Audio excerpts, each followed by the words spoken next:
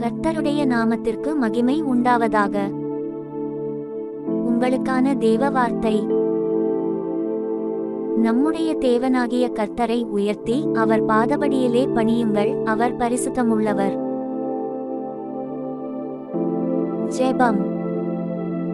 கர்த்தாவே, உம்மை என் வாழ்வின் மையமாக உயர்த்துகிறேன். உம் பாதபடியின் வழியில் நடந்து உமது பரிசுத்தமான பெயருக்கு புகழ் சேர்க்கும் வாழ்க்கையை கொடும்.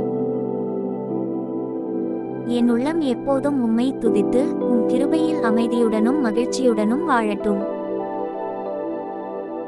இயேசுவின் நாமத்தில் ஜெபிக்கிறோம் எங்கள் நல்ல பிதாவே. ஆமென்.